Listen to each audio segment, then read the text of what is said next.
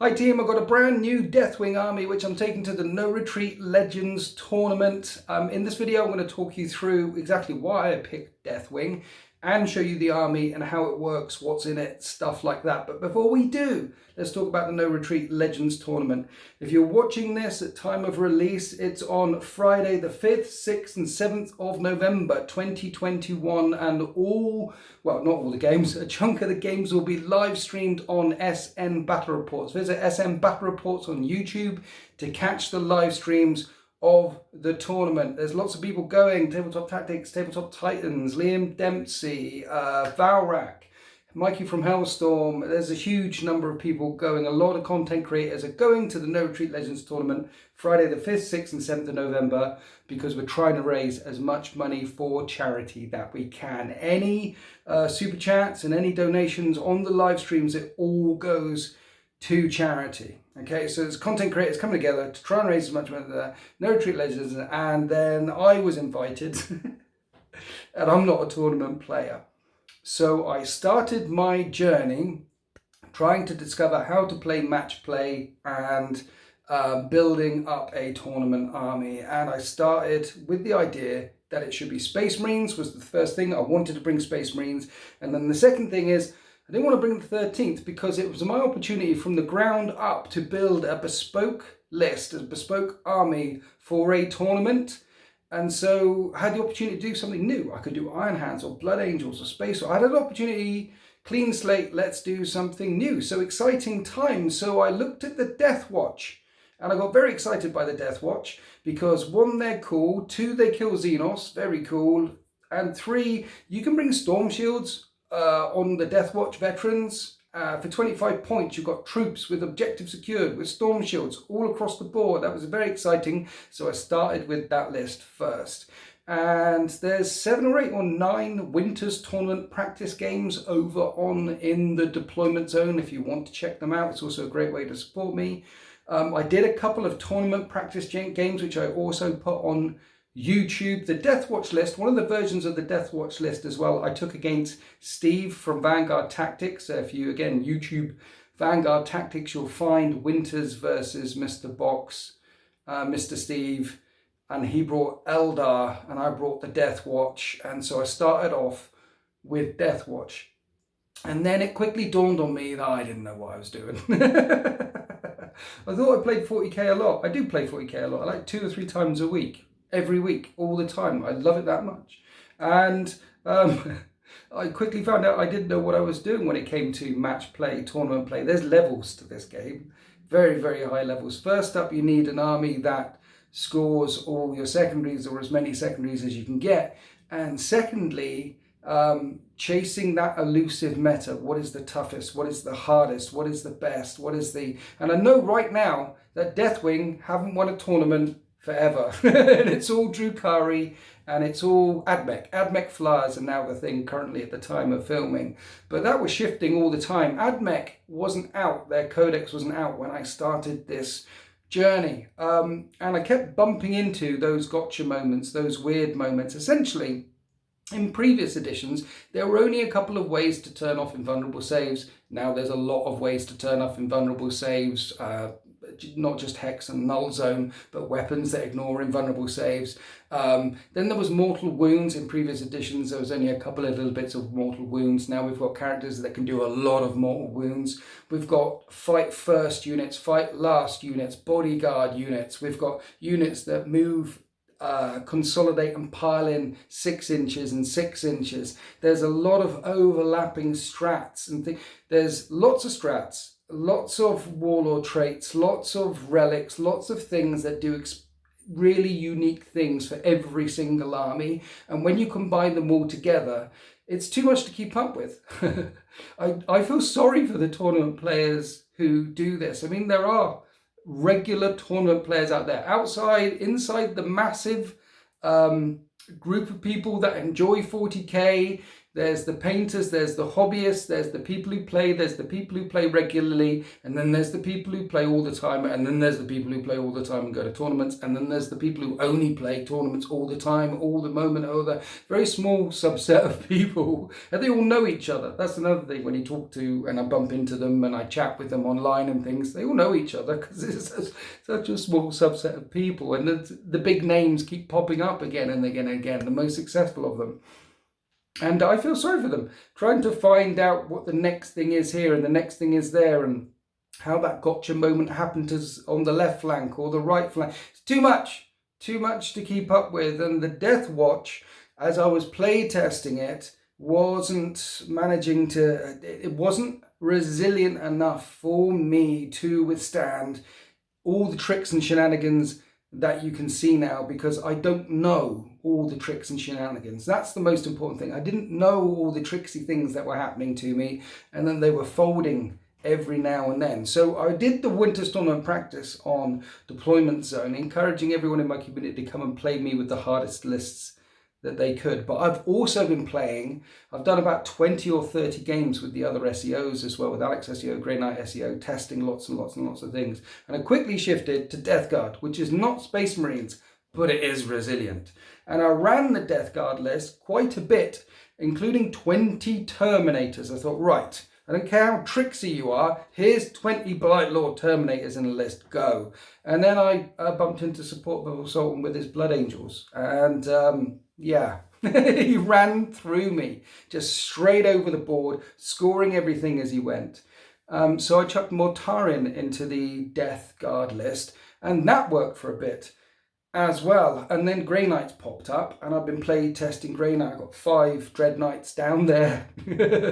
I've been play testing Grey Knights quite a little bit because I love Grey Knights. They're Space Marines, and they're tricksy, and they've got all the spells, and they're Grey Knights. Grey Knights are cool, right? So I've been running them. But while I was doing this again and again and again, the list that I'm going up against and the things that I'm practicing against with the SEOs, I did with versus Admech, we've gone against Necrons, we've gone against Raven Wing, Green Wing, was the Deathwing. I kept bumping into the Deathwing list. Now again, I know it hasn't won any tournaments recently, but it always seemed to score well. It always seemed to score at least 70, sometimes 80, sometimes 90, sometimes 100 points, but it always seemed to score well. And it did the same thing no matter what where it went up against. It played the same way. It was aiming for the same points. Now, sometimes in a full offensive army, which can negate a lot of the resilience that the Deathwing have, it can get punished, but it still scores. Even when I really punished it playing against my Admech against that list, or playing a full-on Mortarion aggressive. See, Mortarion turns off rerolls and turns off auras with the right warlord traits. Playing a full aggression list with it and leaving the Deathwing only with 10 models left, or 12 or 8 models left, it still ended up getting 70 or 80 points a game. So it still scored. And that was one thing, it still scored no matter what the shenanigans getting thrown up against it. Sometimes it scored big, sometimes it scored okay, but at least it scored okay despite the shenanigans. The second thing is it always played the same way all the time, so it was easy. Easy to play. It does its thing. It's a rock list. It sits there and says, come at me, bruh. Because there's rock lists, there's full-on aggression lists, and then there's shenanigan lists, tricksy lists that dance around you, Harlequins and Grey Knights and Drukhari and Thousand Suns, things like that, which can play with you. And then you have rock lists, and rock lists can be 180 Termagants. It can be many guard platoons. It can be Deathwing. It can be Custodes, Shield Walls, rock lists that just sit there and say, come at me. That is the kind of list that I needed because of all the shenanigans. So it did the same thing. It was easy to play and easy to carry. It's got 43 models in it. Well, 45 if you count the Watches in the Dark. I can easily transport this on a plane. And so I kept playing against it and kept playing with it and kept trying different other things. outside of the Winter's Tournament Practice Series, while I was still trying other looks and other things in the Winter's Tournament Practice Series, while I was still trying other things. It wasn't like I was only playing this, playing lots and lots of different looks, but every now and then bumping into this, bumping into this. And I thought, I need that list. I need that list. It's easy. It does what it does. Even if it scores low, it still scores okay. And I can transport it to no retreat. So that's why I've settled on a Deathwing army, and it's Space Marines. So if I want to build around the core of Deathwing and get some Raven Wing later on or some Green Wing later on, great. And it's cool. It's a bunch of Terminators and Blade Guard. It's Deathwing. It's cool. It's obnoxious. It's obnoxious for most friendly games. This is not a friendly list. It's obnoxious because it's like I'm that guy that turns up with the transhuman Deathwing list. But they're not winning tournaments at the moment. It is obnoxious, but it's not 6 AdMech flyers or 15 Orc trucks, or it's not the full-on meta list. It's just a good, solid rock list. It's easy to play. I keep saying that. Let's go have a look at the RB.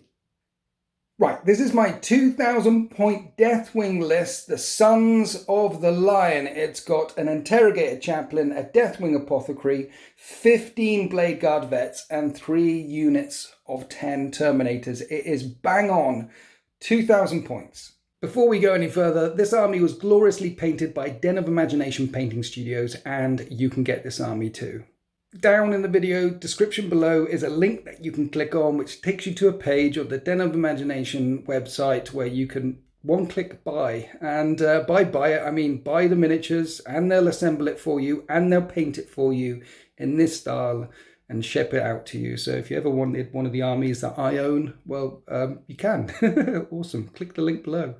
Right, let's talk you through Deathwing Dark Angels. Vanguard, I think it's called a Vanguard, the one with the HQ and the 6 elites in it. But if you bring Deathwing in a circle, you get refunded those 3 CP that you would have spent. So you start off with 12 CP. Everyone's got transhuman for free. So everything here can only be wounded on a 4, 5, 6. That ups the resilience of the army. Storm shields here, and each of the Terminator squads has 4 hammers and shields in it for extra resilience. And then your warlord is actually the Deathwing Apothecary, which you make the Chief Apothecary. Why do I make him a Chief Apothecary? Because this is an infantry heavy list. I want to make it as resilient as possible, and he can put models back in for free, and he can also heal 2 at the end of the movement phase. So if this fella's injured, this fella's injured, and one of here is missing at the end of the movement phase, you can put 1 back in there, heal that one, boom, job's a good one. And that's his warlord trait. And then there's a Deathwing warlord trait that you can also spend called Watched. So I put the Watched Warlord trait on him. So he's got the Chief Apothecary thing and the Watched Warlord trait on him. And the Watched Warlord trait is a 1-up Deny the Witch. And you can be, it's across the table and you don't need to roll for it. If someone's going to pop a null zone at you, or a hex at you, or a spell at you that you really, really want to deny, he can do it once per game. So resilient AF, transhuman all round, and a Chief Apothecary with an extra warlord trait on it. Now, the other thing that Deathwing do are if they stand still, or if they didn't move in the previous movement phase, then they get +1 to hit. So you have Cyclone missile launchers that can hit on 2s. You have Thunder Hammers and Power Fists that are normally unwieldy, hitting on 4s, but will be hitting on 3s, and that also counts for your opponent's movement phase. So for example, your opponent moves up and charges this unit of Plague Guard veterans. Well, they didn't move in the previous movement phase, which was your opponent's movement phase. So they will be hitting back on 2s. So when they get charged, essentially they get +1 to hit.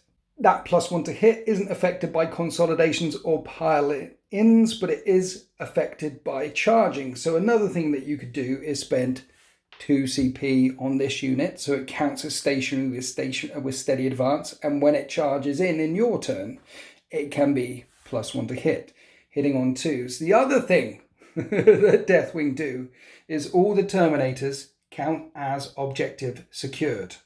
So what you have is a bunch of transhuman troops that get pluses to hit if they don't move in the previous movement phase, objective secured Terminators, and units that cannot fail morale. And then I spent 2 CP. Put 2 CP on the Interrogator Chaplain. Why an Interrogator Chaplain? Well, you can upgrade him to the Chief Chaplain. We tried lists with a Librarian in it, but Librarian powers can be blocked. I look at the Chaplain powers and the Librarian powers as things that can benefit your army, can boost your army, but the Librarian powers can fail and or be blocked.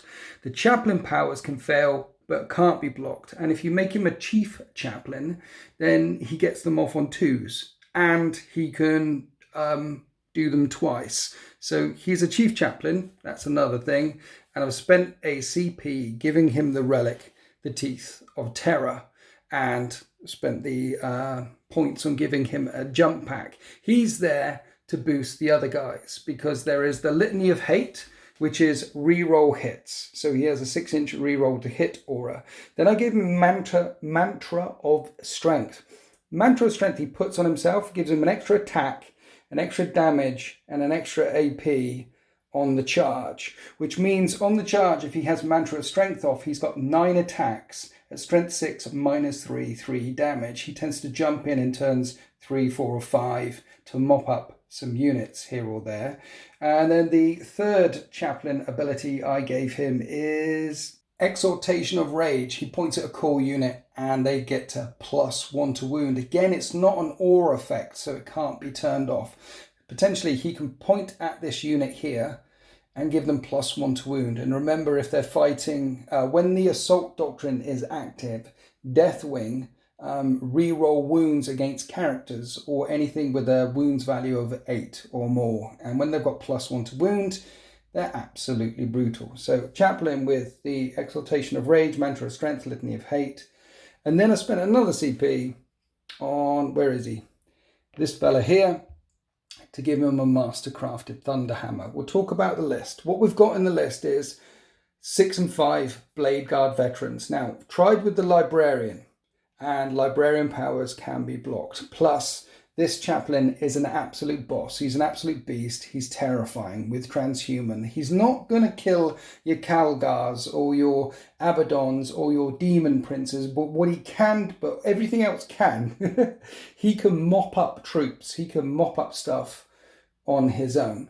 And we tried with Deathwing Knights, and we tried with other things here or there, but essentially what we wanted to do is add as many wounds in as possible. So 2 units of Blade Guard vets, and also having 2 units means one can go off in one direction, one can go off in another direction. And then as for the Terminator Squads, well, they're all exactly the same. They all have 2 Cyclone missile launchers, 4 hammers and shields. There is a chain fist in each squad, and 2 normal guys with just power fists and storm bolters, and 1 with lightning claws. And then during deployment, I always combat squad them up like this. So there's a squad with 2 Cyclone missile launchers and 3 hammers and shields in it, staying at the back. And I haven't put the shields, on the Cyclone missile launchers because you're tanking all the wounds on these guys and removing these models first. A Terminator with a Storm Shield has a 1-up save in cover. That's a 0-up save, and you want to take away these models first before you take away your Cyclone missile launchers, because they're always stood at the back, firing out, and remember, their objectives secured. They're on an objective somewhere, holding down your backfield. And there's 3 units like that, and then there is 3 units pushing forward. Now, wherever you see a hood, that's a sergeant. So a sergeant with claws, because sergeants get 3 attacks, +1 for each claw, 5 attacks, 6 attacks on the charge, many attacks. And then normal fella, hammer and shield, and a chain fist there. Honestly, I'd put more hammers and shields in if I could, but it's a points thing, and you're trying to make it as resilient as possible. Now, the only difference is, in this squad here, I leave 2 hammers and shields at the back with the Cyclone missile launcher, and have 2 hammers and shields coming forward. And I've spent the CP on giving this fella a master-crafted Thunderhammer. So that's a damage 3 Thunderhammer. And this unit tends to run up behind the 2 units of Blade Guard that are pushing forward. So, sorry, a damage 4, adds 1 to the damage, so a damage 4 Thunderhammer. He's deliberately in it because during play testing, when you go up against stuff like Death Guard or Dreadnoughts that reduces damage by 1, having a damage 4 weapon, which becomes a damage 3 weapon, is very, very tasty. Or going up against things like Knights or the Silent King, things like that, smacking them with a damage 4 hammer. Then I just realised that it's 9. It's 9 I have here because he's got the relic. Warlord trait and relic are free. Paid for an extra Warlord trait. Played for an extra Warlord trait. Paid for them. Yeah, that's how it works. And the reason why I'm happy to spend the 3 CP as well is because another thing we found about this list is it doesn't burn very many CPs. You're spending 2 on Fury the First, spending 2 on Steady Advance often. You're spending 1 on Fury the First, so these guys get +1 to hit often. You might be spending 1 on re-rolling all hits against Chaos, or 1 on a Dark Angel strat called Line Unbreakable. That means that when you get charged by units that have multiple layers, only the front line of troops can attack. Line Unbreakable stops the second line or the third line attacking and hitting your units. Apart from those stratagems, you're spending them on rerolls because there's nothing else you really need or can use. You've already got Transhuman for free. You're going to pass morale automatically all the time anyway. So how does the list work? Well, it basically works like this. You've got your 15 objectives secured Terminators with your hammers and shields and your Cyclone missile launchers in the backfield. And they're going to get you your Stubborn Defiance objective. Stubborn Defiance is a Dark Angel specific objective, which if you hold, you point at an objective in the command phase in turn 1. And for each subsequent turn that you hold on to that objective, you get VP points. And you rack them up like this, adding up all the points depending on how long you've held on to the objective for. And if you hold on to it for the whole game, you will get 15 points. And to stop the Dark Angels getting those points, you have to go through everything else because the ones at the back will zone out and hold on to that objective there. During playtesting, there's only been a couple of times, I think only 2 or 3 times, where I lost the points for the Stubborn Defiance objective. The rest is all pushing forward and taking Oath of Moment. Oath of Moment, you get ACP if you don't fail a morale and fall back. Well, I never fail morale, can't, and I never fall back. So there's 5 points right there. Every vehicle, character, or monster you kill, no matter how many you kill a turn, you get an extra point. So there's always going to be 2 or 3 extra points because you're always going to definitely kill a vehicle, character, or monster at some point. And if you have a unit wholly within 6 inches of the center of the battlefield, you get an additional 2 points. It turns out during playtesting that you only need to get one of these characters or one of these units wholly within 6 inches of the battlefield 2 or 3 times to max out Oath of Moment. So you should be maxing out Oath of Moment, or at least getting 12-13 points of an Oath of Moment. You should be maxing out the Stubborn Defiance objective in the backfield and getting Stubborn Defiance. You're working on 40 for your primaries. You should always be working on getting those 10, 10, 10 for your primaries. If you get 45, that's a bonus. If your opponent gets 45 or your opponent gets 45, that's a downside for this army. It's hard to... It just keeps pushing forward. You're not deep striking anything. You're not doing any shenanigans. It's a downside if they manage to get more points than you. But if they get more points than you, they get more points than you. But you're going to get your Oath. You're going to get your Stubborn Defiance. Then the third objective, the third objective is the key. That's sometimes the hard one to get. On a map where it's got multiple objectives, 6 objectives down, you're taking banners because objective secured, troops. You're going for banners. On the maps where there's 5 or 4 objectives, you can either pick the one that's dependent on the map, which is to take the center or take your home objective, or you can pick kill stuff, kill characters or vehicles, bring it down, something like that. So I'm often picking, on the 6 objective max, I'm always picking banners. But on the other types of maps, it's a mixture of things, and those come out of play testing. but also comes out of what your opponents bring. If they're bringing loads of vehicles, go for Bring It Down. If there's 6 characters, you're going for Assassinate. If there's neither characters or vehicles in it, then you tend to be going for the one that is mission specific. There is a mission specific one to hold the center of the table at the end of your turn, and I'm going for Oath. There's a mission specific one to hold the objective in your backfield 3 points a turn. Well, I'm going for Stubborn Defiance, so you pick that one. They slot in rather nicely. So this list just does what it does. It just trudges up the table and tries to score as it goes. Now, I've seen lots of other Deathwing lists, and I know where they sit in the meta. I know they're not going to be winning the Las Vegas Open or the LGT anytime soon. And I know there's a lot of things that you can do against the Death Watch. There's a Sisters thing, Strat or Relic or something that the Sisters can turn off all invulnerable saves across the table for a turn. That's really nasty. There's Be'lakor. Be'lakor doesn't care about invulnerable saves. He just slaughters his way through lots of... There's loads of all those tricksy things. But this list is designed to ignore all those tricksy things. Just die hard. Just get me my Oaths. Get me my Stubborn Defiance. Against the tuned to hell lists, I'm going to suffer. But against any other kind of list, it's going to do pretty well. And even against the tuned to hell list, it still scores okay. It still scores good. It still does good. And it's Space Marines, and it's easy to play. And it looks absolutely stunning, and I've really, really enjoyed playing with it. Thank you to Den of Imagination for painting it up for me. So again, if you click on the link below, you can actually buy it if you want to. Oh, and I've given them the Battle Scribe list, so if you do get it, it'll give you the full list breakdown of what's in it and all the bits and pieces. I think all the lists for No Retreat Legends will be on the Best Coast Pairings app or on the SN Battle Reports website. They'll be on the internet somewhere. So don't forget to subscribe to SN Battle Reports for that tournament on the 5th, 6th, 7th of November, the first weekend of November. Check out the live streams, and remember, all donations are going to charity. We're trying to do something good. The Warhammer community coming together. Lovely stuff. Thank you to Den of Imagination for painting this for me. Like I said, there's a link below. You can click on that and you can buy this army.